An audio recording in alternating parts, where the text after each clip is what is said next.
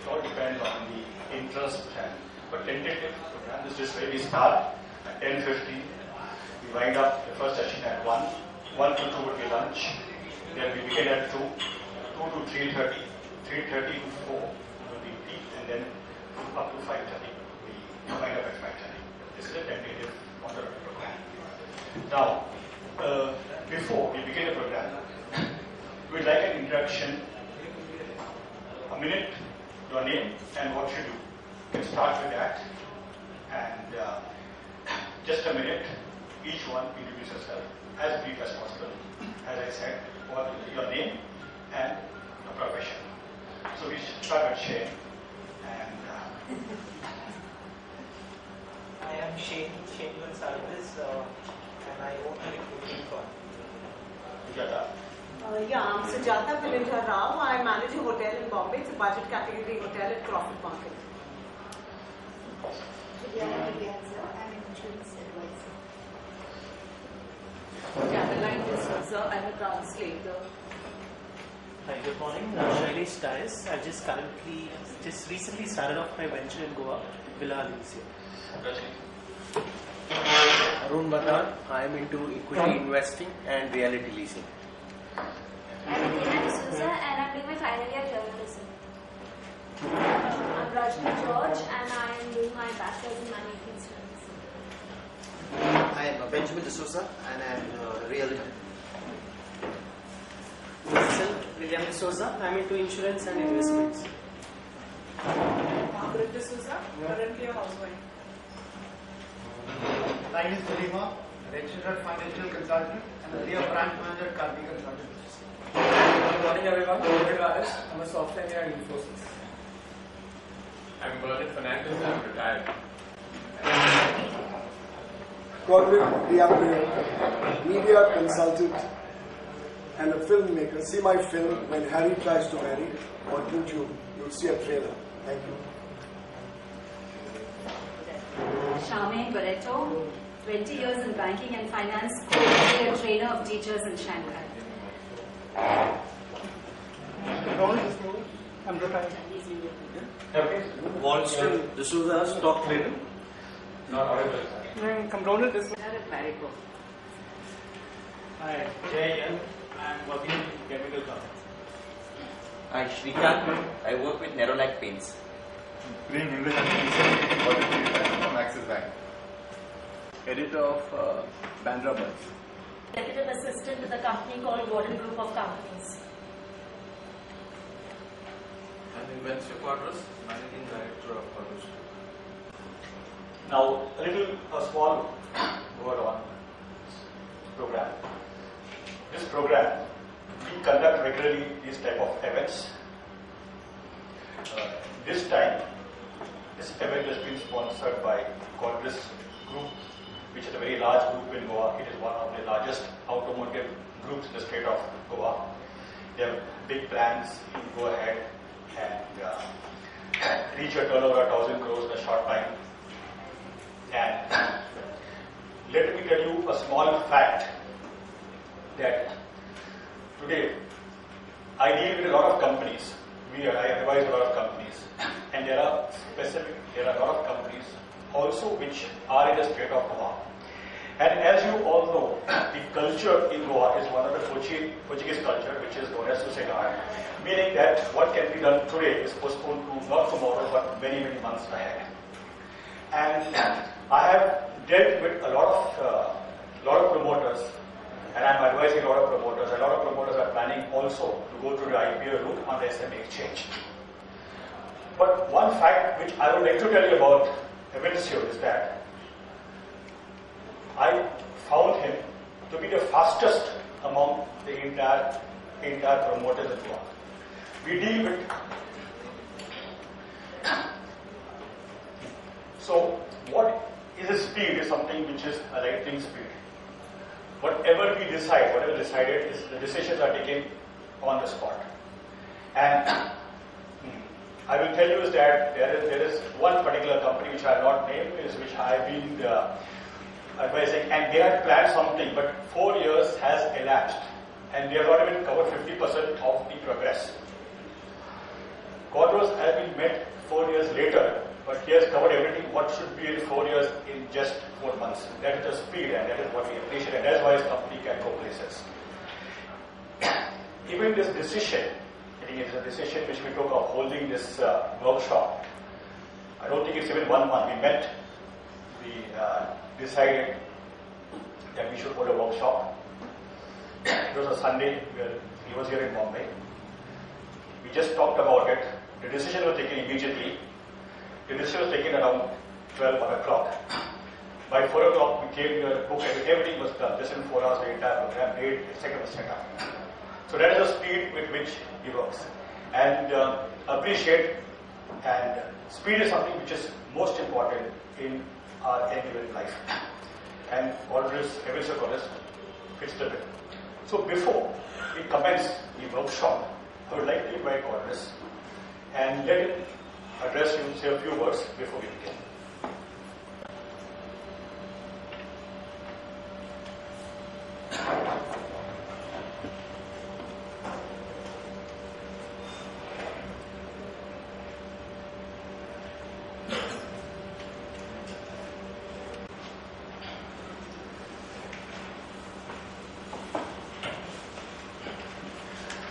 Once again, a very good morning to all of you.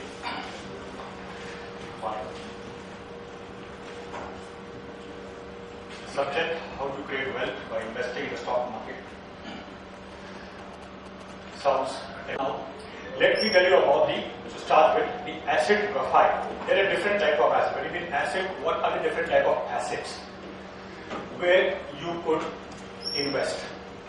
Now, if I look at the assets and divide them in a particular criteria, you have income-based and risk-based.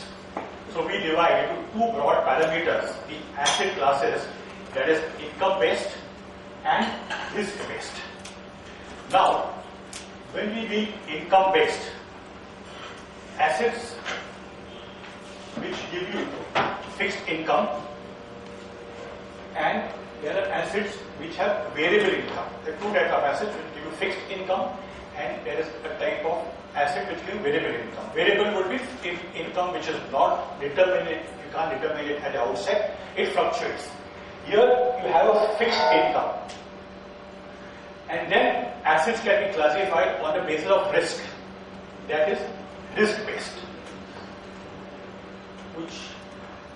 And in risk you have non-risk capital and you have risk capital. There are two broad classifications.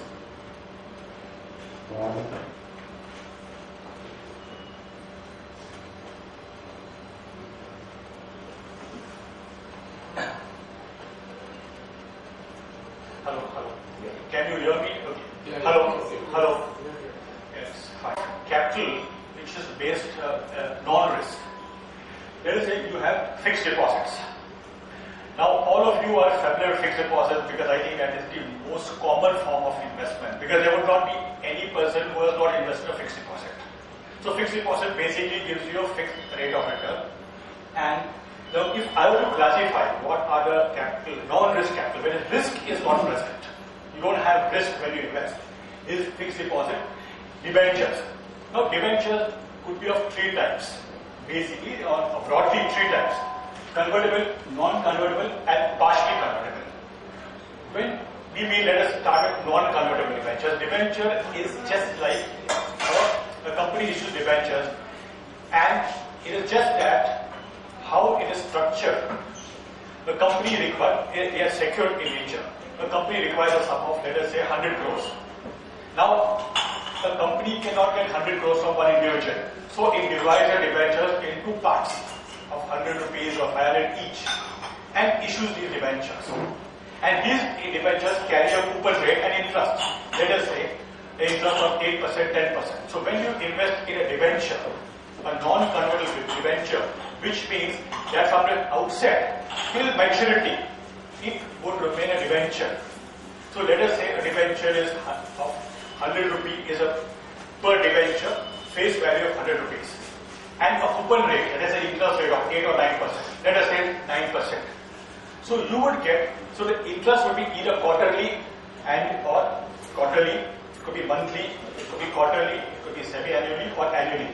Those interest rates dependent on the structure of the debenture. So let us say it's half yearly and interest is coupon rate or interest is 9%. So you add a maturity, the life of the debenture is 5 years. So after 5 years, the debenture would be redeemed. Let us say you have invested 1,000 rupees, you get 9% per annum. The 9% is what you get per annum, and this 9% you would get for the next 5 years. And at the end of the 5th year, the debenture on maturity would be redeemed and you would get back your capital. So if you have put in 10,000, 15,000, 20,000, in the intervening period, you would receive interest depending on the structure annually or semi-annually. But at the end of the period, say 5-year period or 8-year period, you would receive it will be redeemed and you would receive the capital back. So this is a debenture format which is non-convertible. It will remain as a debenture from start to finish. Then we go to convertible debentures. What are convertible debentures? Here you have an option. When you invest in a debenture, the structure of the debenture may be such that it would give you an option to convert the debenture into equity, into shares. So let us say that today, again, coming back to the same example, that a debenture is issued at 100 rupees, carrying 9% coupon rate, interest rate.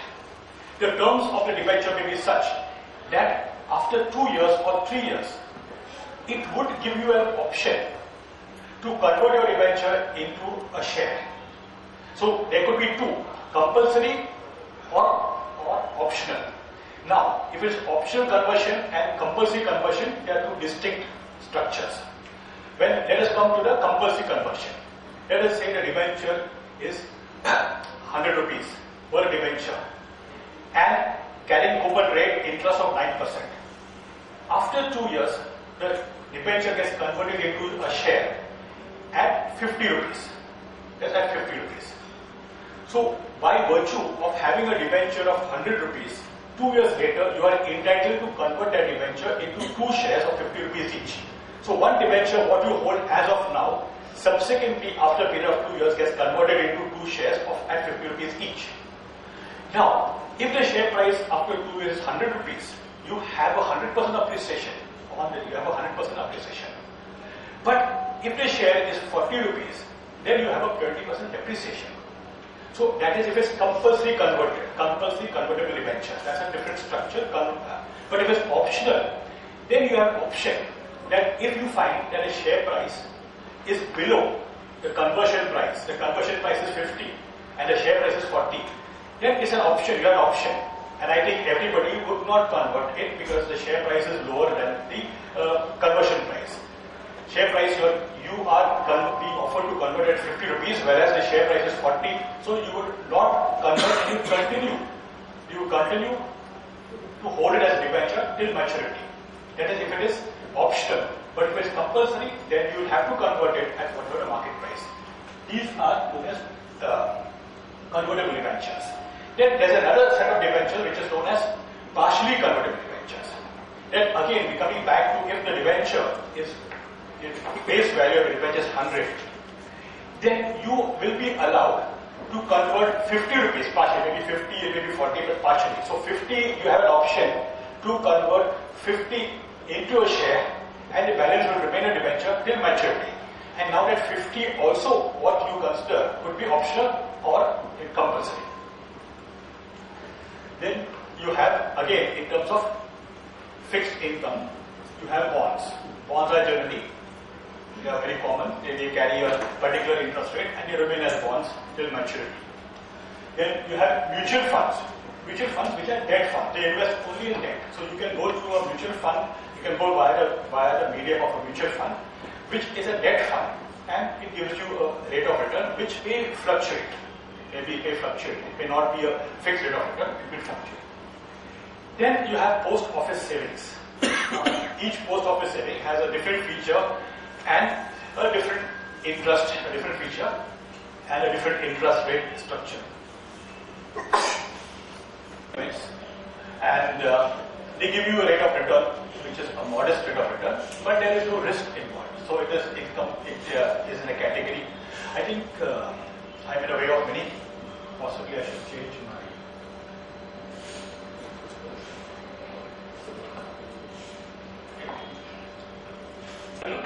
They give you interest varying 6, 7, 8%, and the risk is limited, or there's virtually no risk.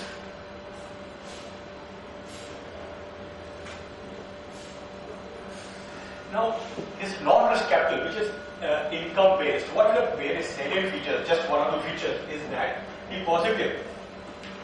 The positives are fixed income. You get a fixed income. When you invest in these type of instruments, you get a fixed income. So the income is fixed, and your capital is preserved.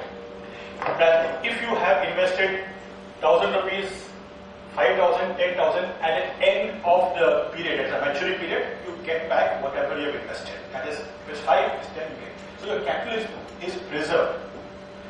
What are the negatives is that capital eroded to inflation. If you consider inflation, that is a negative.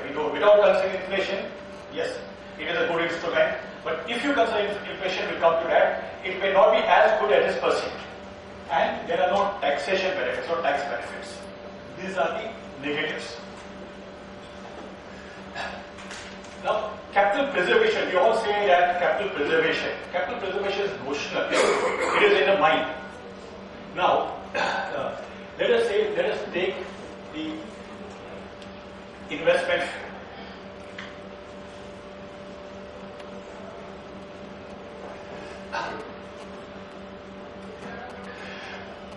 Now let us say you invest into any asset class, a fixed income category instrument, and you are receiving the interest of 8%. Let's say 8% is the interest rate. You are very happy that you are receiving 8% interest. But let us two aspects which most people don't consider are inflation and taxation. Taxation, okay, you know what's the rate of taxation depending on the bracket, but inflation is something which varies.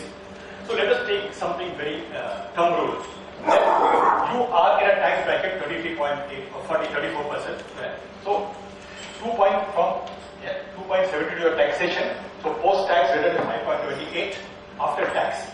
So on your 8% interest, whatever you receive, you are saying tax at 34%. If you are in the highest tax bracket, then you have a post-tax return of 5.28%. Inflation at 6%. Inflation is much higher. We'll come to that subsequently later. But at 6% inflation. So if you take taxation and inflation, your real rate of return is minus negative. Most of the time, people or investors don't realize that inflation and taxation have to be accounted, and then you arrive at your real rate of return. Real rate of return is after taking into consideration inflation. There's a very simple example. Very simple example. What we learned is that a particular person was holding an amount of 100 rupees. He had to purchase a capital asset. He decided that he will postpone the purchase by a year. In the meanwhile, he will invest the amount into a fixed deposit, which was giving him 6%. And perhaps he thought that he will gain the 6% and then purchase whatever is the requirement 1 year later. So he would make 6% possibly as a gain. But when after a year, when he decided to move out and purchase what he had required, he found that the same item was costing him 110. So despite the fact that he was earning interest of 6% on his investment, when he went to purchase the same item 1 year later, it was costing 110. So inflation erodes your capital, and every time you invest into a fixed income bearing security, apart from taxation varies from percent to percent, 10%, 20%, at three brackets, 10%, 20%, 30%. So it depends on your tax bracket. Or there would be certain people who are retired and would not would not have a stream of income, or they would have a stream of income which is exempted. So if you have an income which is exempted income, then 8%, okay, then your entire 8% is yours. If you are in a 10% tax bracket, then your return falls down. If you are 20% tax bracket, tax liability plus surcharge, 30% plus surcharge. So if you are depending on your tax bracket. But at the same time, it's very essential to consider that we are in an era of inflation, and inflation is eroding and eating your capital. If you invest 1 lakh, 10 lakhs into fixed deposit, you feel very happy about that, receiving interest. But while you are receiving interest, at the same time, the capital is being eaten away through inflation. So at the same 10 lakhs, what you own today, 3 years later, if you want to buy the same amount of goods, it will cost you 12 lakhs or 13 lakhs. So, earnings are negative because of inflation. Now I've taken up just old interest rates now have fluctuated. Okay, just now interest rates have moved up. Possibly in the next 6-8 months it will move down. So the interest rates in the last couple of months have been, the last couple of years have been. So now we have the highest interest rates. But next year, I'm sure that interest rates will fall down. So interest rates keep on fluctuating. So I've taken up an old slide to make it as an example. So then we are talking about a particular, we just take an example, a person retired some years back, 10-15 years back, and his retirement benefits were to the extent of 10 lakhs. So earlier, many years back, interest rates were high as 18%. As high as 18%, came down to 16%. But India was a capital star country, but now with FDI investment coming in, interest rates are coming down. They came down as last as 6%, now they moved up to 8-9%. They will come back again in the next 2 years or so. You'll have interest rates coming back to a lower level. But let us take a person who retired, and he had a corpus of 10 lakhs. He invested the amount at the rate of 12%. So when he invested the amount at the rate of 12%, all he received was an income of 10,000 per month. That's 1,20,000 in a year, 10,000 per month. Now this 10,000 per month, what he was receiving was very sufficient for him and his wife to meet their necessities, their comforts and luxuries. This was their situation. But over the years, you found, we're just taking a 10-year period, interest rates fell down from 12% to 6%. And when your interest rates fall down from 12% to 6%, what do you receive?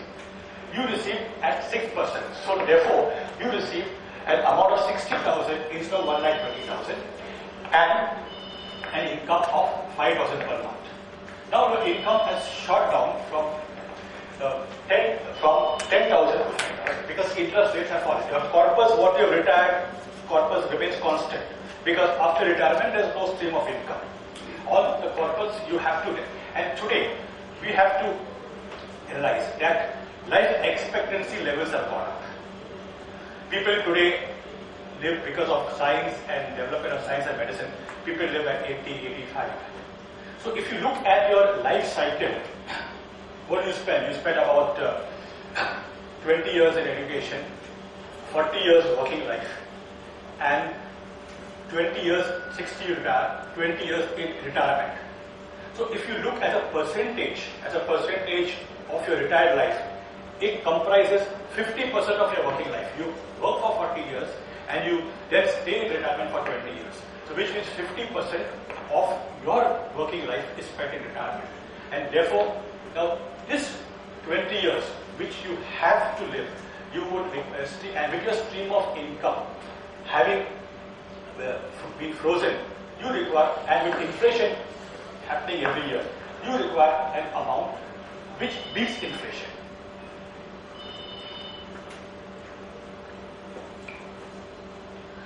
So now let us look at how it has worked. That you have planned that in the year 2000 you are receiving 1,20,000, annually 10,000. Now in the last 10 years, if you add inflation, it is much more, but if you add inflation of 10%, then what you require is, if you add instead of 1,20,000, you require 1,30,000 to maintain your standard of living, which means that you require 11,000 per month. If you factor inflation, then you require an amount of 1 lakh at 10% inflation over the last 10 years, which is low, but we have taken just for it as an example. then you require 1,32,000 to maintain your standard of living. If you have to maintain the same standard of living, you have to your necessities, your comforts, and your luxuries. But unfortunately, inflation has moved up and interest rates have moved down. So therefore, you are receiving 60,000 in a year instead of 1,20,000. But your requirement now is 1,32,000. So you require 11,000 per month to maintain your standard of living. But because of high inflation and because of reduced rate of interest, you are receiving only 5,000. So the shortfall is around 6,000. Risk capital is real estate or property.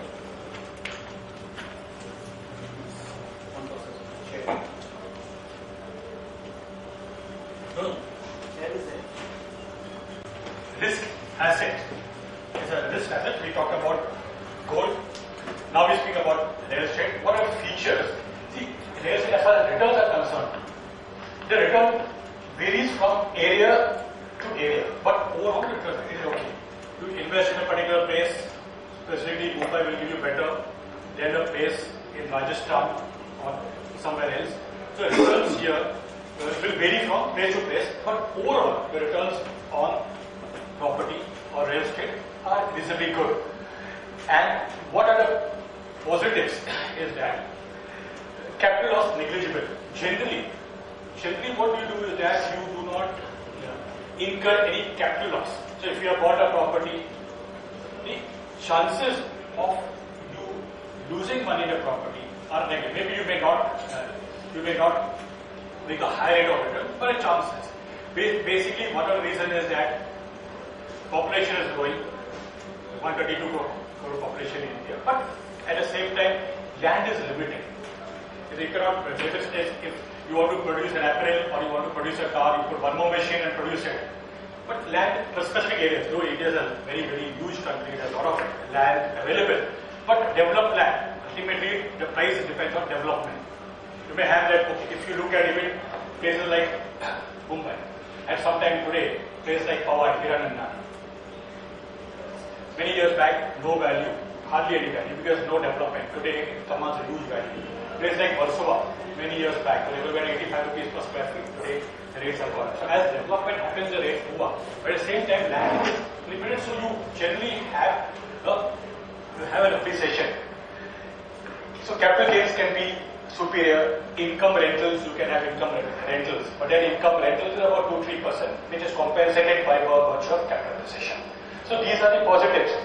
But at the same time, there are negatives also. So if you have to balance between the positive and negative. Today, if you want to purchase, a capital outlay is very good. Today you decide to purchase a property in a place like Mumbai, 1 crore initial investment, which may not be within the purview or within the capacity of everyone. Or many people, even if they have it, do not want to put such a high outlay, 1 crore, 2 crores, 5 crores. This is depending on the area from where you purchase the land, invest in the property.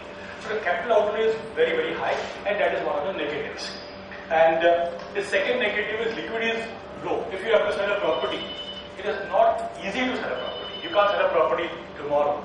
You will have to, it takes sometimes months and sometimes years to sell a property because the person who's buying the property also is buying once in a lifetime. So very choosy about it. And there are so many factors, there are some factors which is considered when you purchase, when a buyer purchase a property. So liquidity is very low. It will take a lot of time to sell a property. It is not easy to sell it on a day basis or a month basis. Sometimes it may take even a year to sell a property. Then transaction time also is, as I said, 1 year, sometimes 6 months. Transaction time is high. Transaction cost is very high. Brokerage, stamp duty, you have to pay. Now VAT you have to pay, then you have to pay registration charges. If you take stamp duty, registration charges, VAT, brokerage, your cost is high. So you can't trade on, you cannot sell it very, very easily. And transaction type all or none. When I mean all or none, which will come back when we all or none, is that if you have property that is 500 square feet, 600 square feet, you have to sell all or none. You have to sell 600 square feet. You cannot say I am going to sell today, you take out of 600 square feet, I sell 200 square feet, or I sell 1 bedroom, 1 bathroom. No, you can't do that. You have to sell all or none. So you cannot retain it. Why I'm emphasizing it when you come to next asset class, what is the benefit?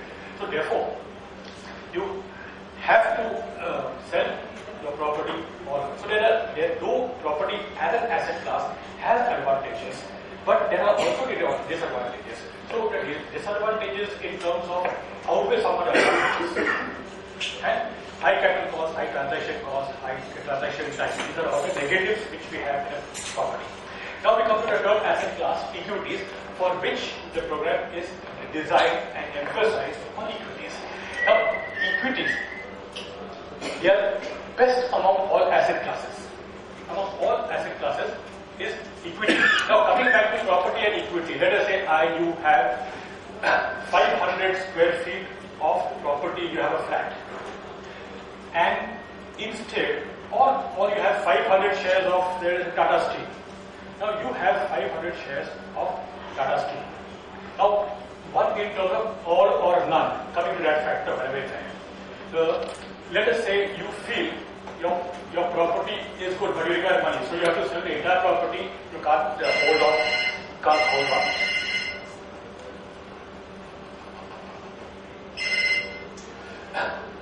So you cannot hold on to the property. But as far as I'm coming to a stock, you buy a share, you buy Tata Steel 500. You require some money. You can sell one share, the trading lot is one, you can sell two, you can sell. So it's not all or none, you can sell in parts. So maybe you can sell 100 shares today. You require money, you sell 100 shares, and you want to retain that, so you can retain 400. You don't require all the money, so you sell only to the extent of your requirement. But in a property, you have to sell, not to the extent of your requirement, you have to sell the entire property. So that is one disadvantage. Here, it is all or none in there. Here you can sell. And perhaps if you require money today, for a short time, you sell 100 shares of Tata Steel, maybe after a month, when your financial position eases, you can buy back the same 100 shares when your financial position eases, and you're back to 500 shares. That is one advantage. The second advantage is that the outlay is very low. See, here as I said, the outlay is 1 crore, or maybe depending on the area, maybe 2 crores, 3 crores. When you buy a stock, the outlay is very much. See, technically, when you buy a share, the trading lot is 1. Let us say, take a hypothesis case, the trading lot is 1. And the share price is quoting at 5 rupees. And you decide to buy just one trading lot. What is your investment outlay? Anybody? Again, I think nobody's concentrating perhaps. 5 rupees. So the trading lot is 1. And the trading lot is 1. And the price is 5. Cost is 5. So your outlay is 5 rupees. Which is maybe a misnomer. Okay, you can still buy. If you want to, you can still buy it at 5. There are many stocks. Okay. There are many stocks which are quoting at 50 paisa and 1 rupee, and it's something which it's a real experience, because I have specifically one client who purchases all shares which are below 2 rupees, and he purchases and there are many shares. Every day he finds some share which is 50 paisa or 1 rupee. He purchases it on the premise that okay, if it moves up to 2 rupees, I make 100% return. And he's just that. That's a specialization that is what he focused on. So you can definitely, so the outlay is low, and then capital outlay very low, liquidity high. Now, as I said, coming up with liquidity, coming same, whether it's Tata Steel or Tata Motors or any other company. Now, you have a property, you require urgent money tomorrow. Can you sell your property tomorrow? Yes, no? Can't sell it. But let us say you have shares, Tata Motors, you have 500 shares, 1,000 shares, whatever. And tonight, there is a requirement within them, you require amount. Can you sell the share the next day? Yes. So next day you can sell the share, you get a high liquidity, you can sell the share and you can get your money out of it. T plus 2, so you sell on Monday, Wednesday you get your money. Which cannot happen in the case of your property. Then, transaction type, purchase, sale, parts to get purchased, and then taxation, I've already explained to you, investor friendly. Now we talked about gold. Gold, now the Sensex, which was 100 in 1980, is now 21,000, while gold, 1330 in 1980 is now 29,000. Over a period, the Sensex is up 200 times, while gold is up 21 times. So when you compare, so This is just to emphasize that over a longer period of time, shorter period of time, we come to economic cycles are there, so we come to why shorter period of time, but longer period of time. In the longer period of time, among all asset classes, it has been proved, and there are statistics to support this view, is that equities as an asset class has outperformed all asset class by miles. And take it on any pattern, take it any year over a longer period. Short term can be aberrations. Today, for the last 4 years or 5 years, which we come to it subsequently, that the equities are not even return because the economy has fallen down from 10% growth up to 4.5%. So definitely it's a factor of economy. So equities as an asset class over the longer period of time outclasses any asset class.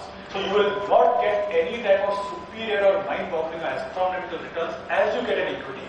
Now we will come to factors which influence equity and how to select equity stocks. But at the same time, even if you are a passive investor, now when I talk about an index, if you have just bought the index, you have not bought any passive investor, you have made over a period of 210 times capital. This is how, even if today you invest in the index, not into stocks, just invest into index. Index comprises of the best BSE 30 stocks, NSE 50 stocks. So you buy, today you can buy the index. You buy the Nifty or you buy the Nifty, invest and sleep right over it, it will grow. So even without any, but if you have superior returns possibly, then you require to then select companies, because certain companies will grow more than the industry or more than the economy. There is where the selection comes into play.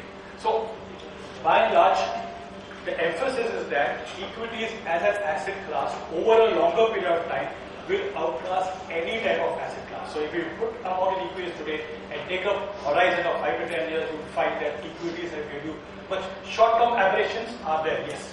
So if you look at short-term, you will get the wrong notion, or you get short-term aberrations, you will get distorted your view. But if you take a longer period of time, equities as an asset class outperform. Now, when you are selecting equities, what we call is as these are fundamental. There are two types of analysis: fundamental analysis and technical analysis. When you are selecting equities, two: fundamental and technical. Now, in fundamental analysis, there are three broad categories. The three broad categories are economic analysis, industry analysis, and company analysis.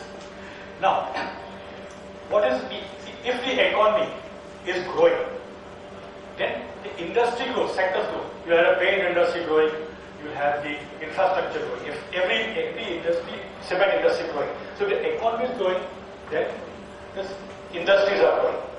And if industries are growing, and companies within those industries grow. So let us say you have a economy growing from, today we are, the latest figure is that we will grow at 4.5%. The economy will grow 4.5% this year. Now let us say if every year it moves up to 6%, 8%, so economy grows. When the economy grows, how business grows? Also, we'll come to that. But when the economy grows, then industry, then the paints, let us say take a paint industry, paint sector grows, Asian Paints grows. So the companies grow within the sector. So these are the broad categories: economy, one, then sectors, industry within the economy, and companies within the industry. This is how you analyze companies. Next one.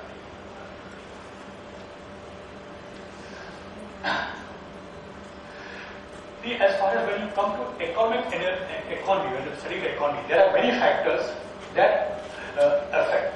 Right? So external events, there are external events which affect the economy, then fiscal policy, monetary policy, and then the business cycles. These are factors which affect the economy.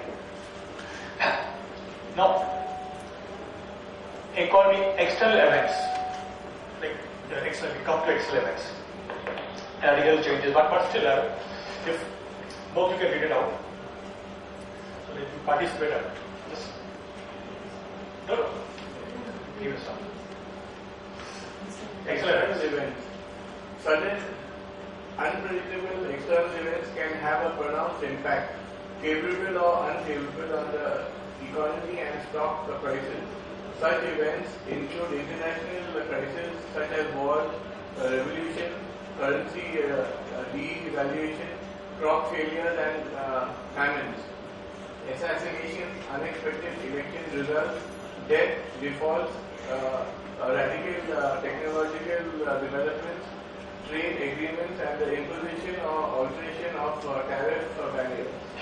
See, these are external events. Now, when you see in 2008, subprime crisis happened in the US, did not happen in India, but we were affected. These external events. When the World Trade Center collapsed, we were affected. It did not happen in India. Now, when recently last week, currency devaluation in Argentina affected stock markets all over the world. Then debt defaults you had sometime about last year. You had this Portugal, Ireland, etc. Greece. They were having problems, debt defaults, which affected our economy, which affected us. So today, unlike in the past, today the Indian economy is integrated with the world economy. We are no way isolated. Earlier, many years back, when we just got independence and when we had Neruism, we had a socialist, communist. You can have a communist type of economy, you can have a policy socialist, or as you have a free economy. That's capitalism. That's called capitalism. Now, in a socialist economy, like it happened in so many countries, especially left attitude, communist or socialist, like even in India, you have this left party, who now are becoming extinct. Kerala, Bengal is the only way where they have some type of hold as of now. The left party is always, the communists, they are always against capitalism. They think that their view is that all the assets belong to the state. And the state is paramount in the state. So that's a view of the communists. Socialism is in between. It's in between. And capitalism is the extreme. So today, from 1991, when Indian economy was on the brink of collapse, at that time, Manmohan Singh, who presented a budget, decided that it is time that we liberalize the economy because our foreign exchange inflows were at such level that which would not meet our requirements for the next couple of days. So at that point of time, it was decided. Now in a socialist economy which we had earlier, socialist economy, where we had restrictions on licensing. Let us say if you want to produce, let's say Bajaj Auto has got 1 lakh motorcycles, at that time it was scooters. Now if Bajaj Auto wanted to produce 2 lakh motorcycles, it could not produce until and unless it got a license, the license from the government. So there was licensing Raj, where capacity constraints you could not produce. Then there was MRTP Act, Monopolies and Restrictive Trade Practices. The company up to 20 crores, okay, beyond that 20 crores you are considered monopoly. Today 20 crores is insignificant. So those were restrictions at that point. So we were a social economy where companies couldn't grow. Companies couldn't grow because of MRTP Act and also because of licensing. So licensing Raj and the MRTP Act constrained companies from growing. So, but in 1991, our economy was liberalized. When the economy is liberalized is that then there are no restrictions on capacity, no constraint on capacity, then you are part of the world market. So therefore, the world developments happening elsewhere in the world will affect us. So today, because we are integrated with the world market, because we are integrated, external events play a very important role in determining the shape and the direction of our economy. Today you can, let us say companies like Bharat Heavy Electricals are finding it difficult to survive because of cheap import from Chinese. Earlier there were restrictions. There were restrictions on licensing, there were restrictions on imports. So therefore, companies remain inefficient. Many years back, if you recall, the passenger car industry, something which you are close to, is that we had only 2 companies, Hindustan Motors and Premier Automobiles, and 2 brands, just 2, Premier Company and Ambassador. So compulsorily, and the production capacity of these 2 companies was around 30,000. Both the companies 30,000. Today Maruti itself has a capacity of 15 lakhs. They had this. So at that point of time, they had only 2 automobiles, Hindustan Motors and Premier Auto. you had no choice. You had to buy a car. Whether it worked or not, you had no choice. So you had to.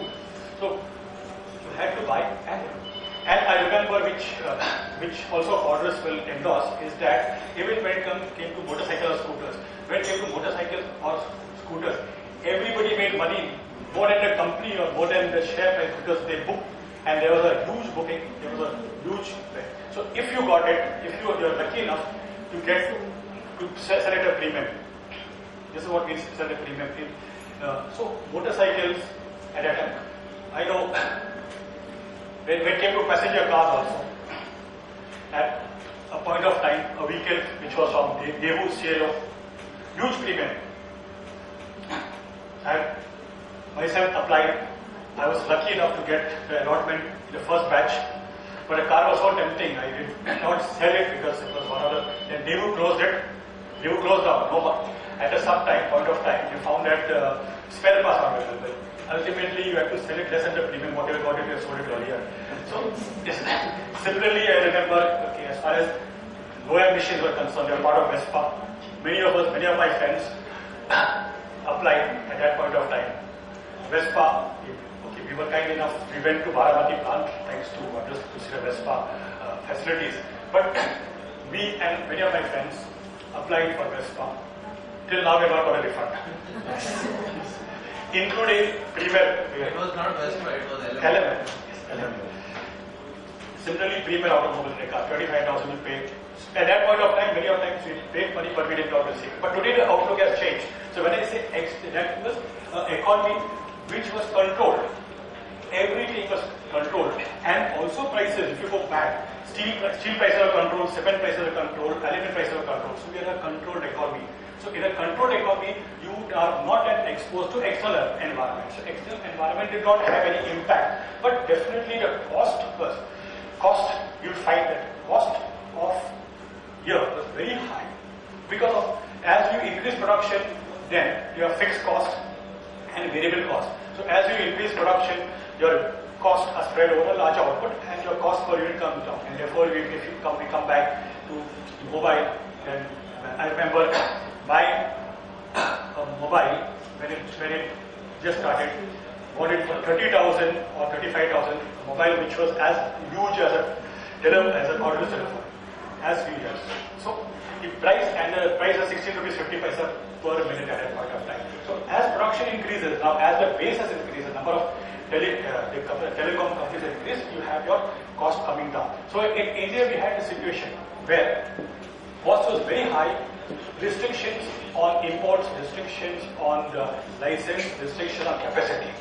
So, but now, since the economy has been liberalized, since from 1991 onwards, today, external events play an important role. So when you are analyzing the Indian economy and deciding what stock to buy, when and what stock to buy, you also have to consider that what are the policies of the government. If there is huge imports, if imports are allowed, and we can't compete, then those companies will not go because they cannot compete internationally, because internationally you have huge giants.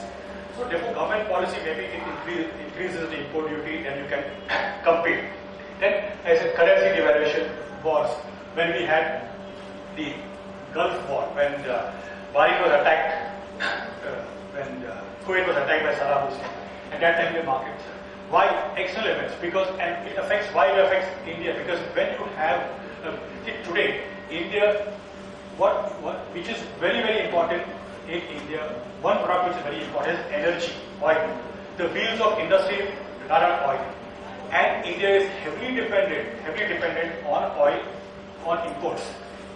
So if you have any disturbances in the Gulf region, the oil producing region, then it increases the price of oil. When it increases the price of oil, and we have a large import bill in terms of oil, then oil or energy is required by every industry, right from transport to industry.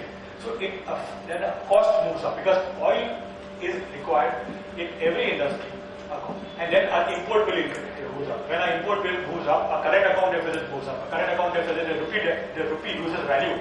And when the rupee loses value, again, it adds to inflation. So it's a very vicious circle. So it is very important that external events must not be ignored at a time of selection. So these are part of the economic analysis.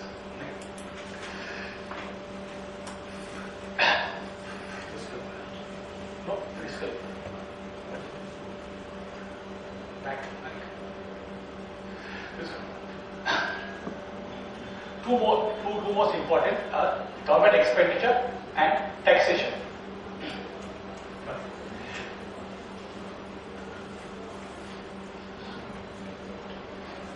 Also, read it out. Fiscal policy. Yeah, okay. The two most important tools of fiscal policy are levels of government expenditure and taxation.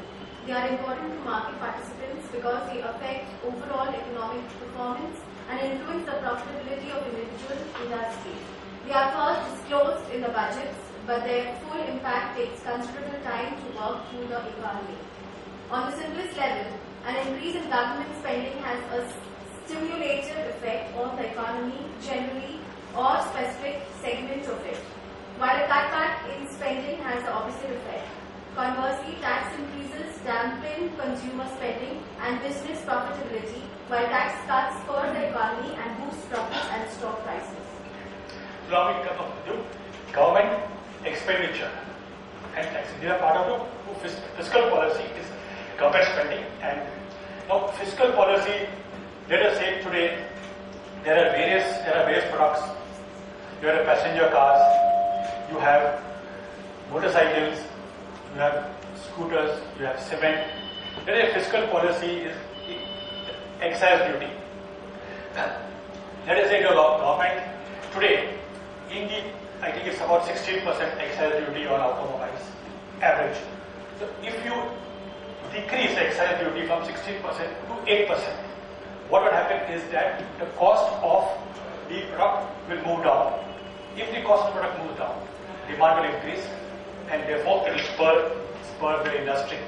So government policy, fiscal policy, because that is part of the budget expenditure. So if government gives it more concessions or increases the excise, it will affect. If today excise duty on a particular product is increased, let's say today a car is costing, which is with excise, is costing you 2 lakhs, and the government decides to bring down the excise duty, and the cost of the car moves down to 1,50,000. Then will there be less cars or more buyers? More buyers. So government's excise duty is a fiscal thing. It can influence. So whenever you look at a company, you look at it excise. Today cement, okay, excise duty is 20%. If government decides to reduce the excise duty on cement, cement is a commodity which is required in construction, road construction, bridges. It's something required to spur the economic growth. And if there is a reduction in excise duty, it will then impact the industry positively. But there are sometimes you increase the excise duty, and if the demand is there for the product, then even then it need not pass it on. It can still absorb it. So these excise duty, every product, whether it's cement, whether it is any product, you look at the excise duty composition and look at the government's approach towards that particular product. Any favorable increase, sometimes to spur, during when we had this Lehman Brothers collapse, at that time most of the industries suffered, and most of the central banks and governments the world over decided what is to help the industry. That is to go ahead and help industries to recoup. Yes? So even if you had in America companies which are banks which are collapsing, like AIG Insurance or a Citibank or a Freddie Mac, all these which are collapsing, the government at that time came to their aid. So even in India, the government reduced the excise duties on certain products and certain companies so that to bring the products with and help the industry and the companies. So this is one. Second is government expenditure. The more the government spends, then it spurs the economy. Government cuts down on expenditure, and taxation, as I said, the tax increase dampen consumer spending and business profitability. Why? If you cut the expenditure, if you cut taxes, then when the products become cheaper, and when the products become cheaper, the demand increases, and when the demand increases, the industry benefits and the companies benefit, and the stock prices go up. So if you have a company today selling 1 lakh units, and because of a cut in excise, the product has become cheaper, the company will maybe sell 2 lakh units. When it sells 2 lakh units, its turnover and profits will increase, and when the turnover and profits increase, the stock price will increase.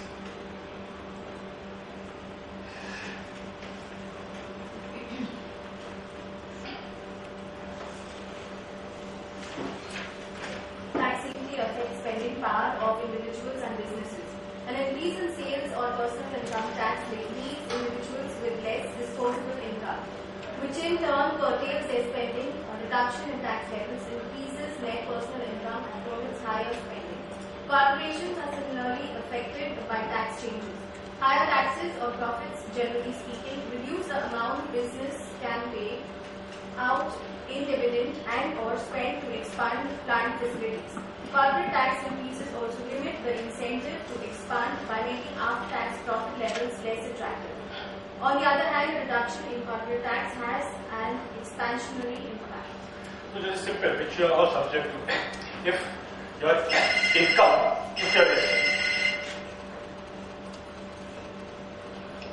if it's very simple, if you are, let us say, receiving a salary of, we are making very simple terms, salary or income of 1 lakh, and the tax is 50%. What is the net available to you? 50,000 is available to you. So you can spend up to the extent of, the government decides that it will reduce taxation from 50% to 20%. Now what is the amount available to you? Now with 50,000 or 80,000 you can spend more. As you receive 80,000 you can spend more. So as you decrease the taxation, personal tax or corporate tax, you can spend more. Companies which have lower tax, where the tax is low, they have more cash flow and they can reinvest that amount. With more amount in plant and machinery and increase their sales, their turnover and their profits. So taxation of the government is very increase. If you increase tax, now as you increase taxation, the surplus available with you is low, and therefore your capacity to spend gets retarded. But if the taxation is lower, then in that case you can spend more, and that helps in the economy. It helps to expand the economy. Similarly, for companies, the same rule applies to companies.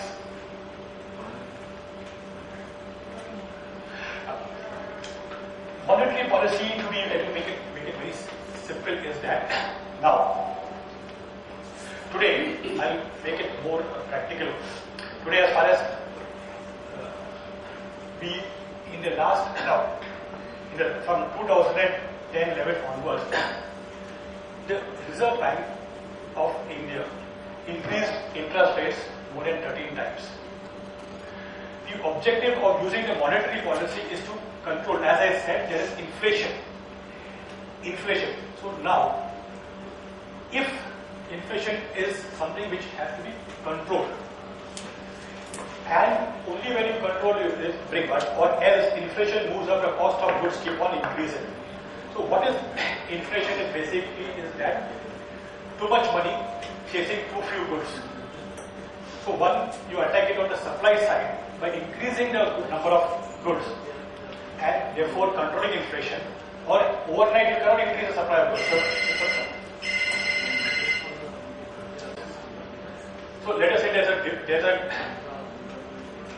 demand for 2 lakh units and the supply is only 1 lakh units.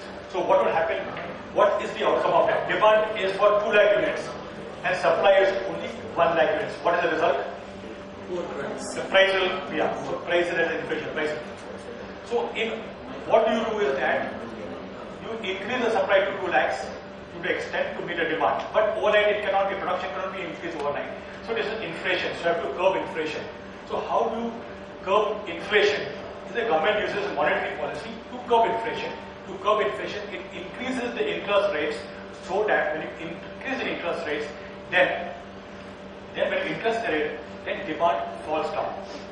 let us say, anybody, let us say Sujata wants to buy a motorcycle or a car, and she is keen on buying a motorcycle or a vehicle or a car. The bank is giving a loan at 8%, you will buy it. But if it's 12%, you may postpone your decision, you will not buy. So when government increases interest rates in order to curb demand, so when the interest rates move up from 8% to 12% or 15%, then you will not buy what you would buy plus 8%. So the demand is you curb demand, and therefore when you curb demand, it's expected inflation comes down. That's the objective of monetary policy. But increasing the interest rates, so even now on the 28th last month, now we had RBI increasing the repo rate. So the objective of using the monetary policy is to increase order. So in other times you use it to increase demand or so when to curb inflation or to control inflation. So as I said earlier, when you have high interest rates, you will not buy all your spending, what you have to do, because a lot of spending today is on consumer finance. So when the interest rates are high, what do? You postpone your purchases to a later date, and that curbs the demand. So this is the tool which is used by the Reserve Bank of India. The government uses fiscal policy, whereas the RBI, the central bank, uses a monetary policy. So balance of fiscal and monetary policy will help the economy.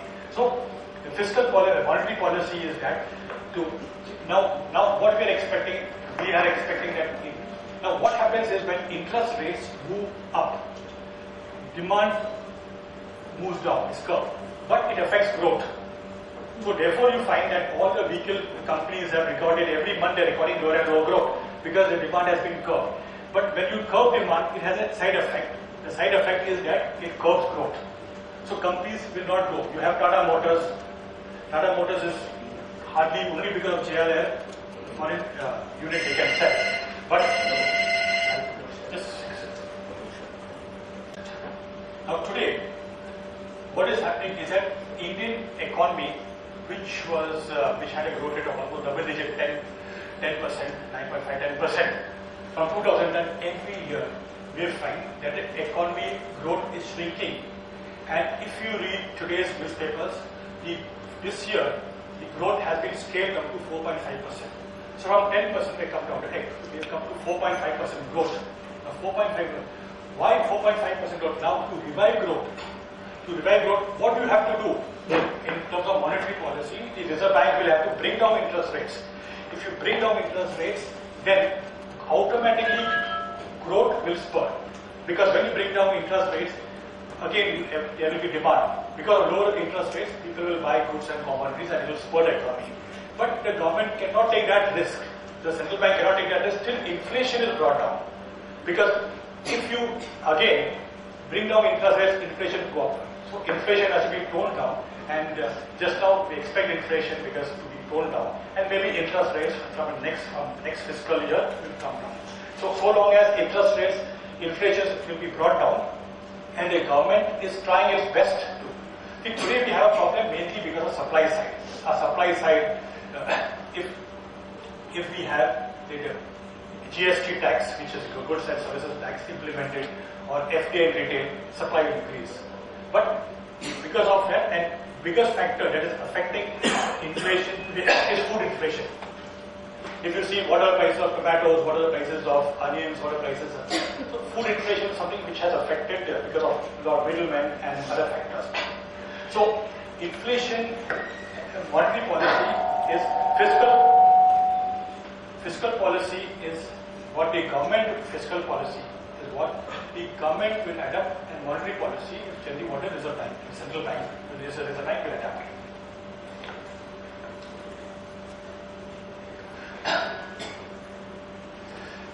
Inflation. Now we talked about this. I'll just run through. It is not very significant. Business cycles.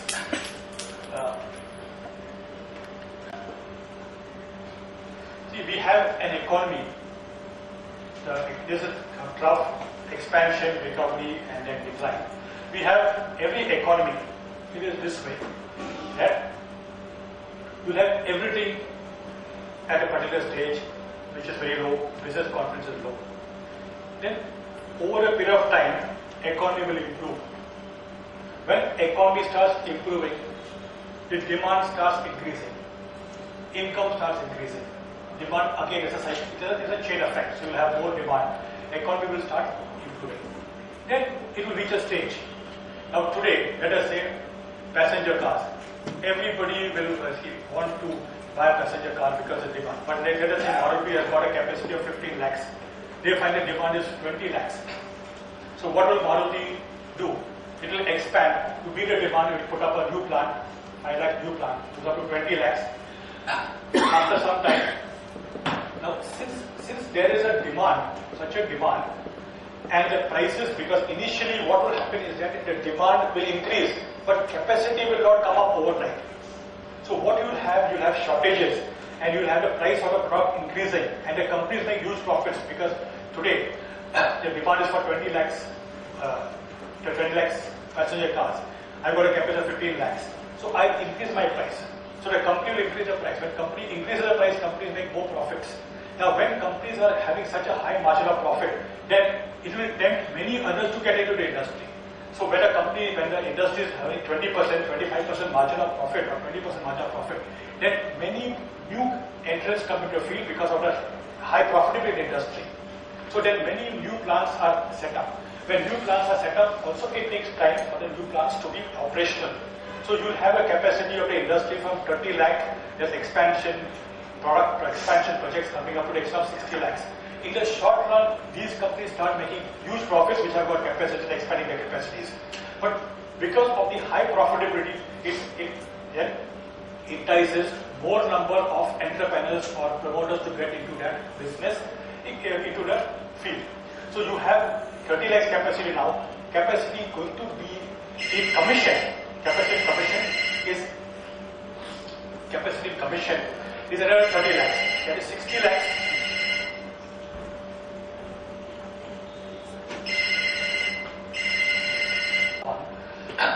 So now this capacity takes about 3, 4, 5 years to build up. But once the capacity, let us say in the next 5 years, from 30 lakhs the capacity increased to 60 lakhs. Many new entrants have come into the field. When many new entrants come into the field, you find that the capacity is 60 lakhs. But the demand, which was 30 lakhs, has moved up to 45 lakhs. At that point of time, when most of the capacity has come into play, you find that the demand is for excess capacity. What happens when there is excess capacity? What happens to the price? Prices come down. So the companies which have come in recently find that they have capacities created and the demand is not there. So many of these companies get into losses because 45 lakhs is the demand and 60 lakhs is the capacity. So the marginal companies, the strong companies can, with the new entrants, find it difficult because of the high capital cost and lack of demand. So gradually, what these companies do is that they shut down or plants are closed. So these companies shut down. So therefore you find that many companies now will find shut down production capacities. Maybe in Europe you find out many manufacturers shut down capacities. So when you shut down capacities, then for the next 3-4 years capacity is shut down. So when you shut down capacities, what happens is that from 60 lakhs, the capacity is now come back to 45 lakhs over the next 3 years. So over the next 3 years, again, demand increases and then capacities start building up. So this is a cycle which you have, business cycles, where you have capacities coming up based on demand, but because of the high margins in the industry, more and more capacities come up. At a point of time, the capacity is more than the demand, and therefore then those excess capacities start getting shut down, and then the cycle keeps on repeating itself over a period of time.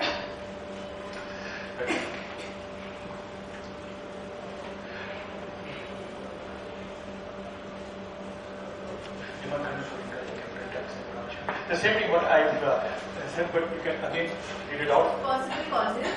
The existence of business cycles relates to imbalances and dislocations between production and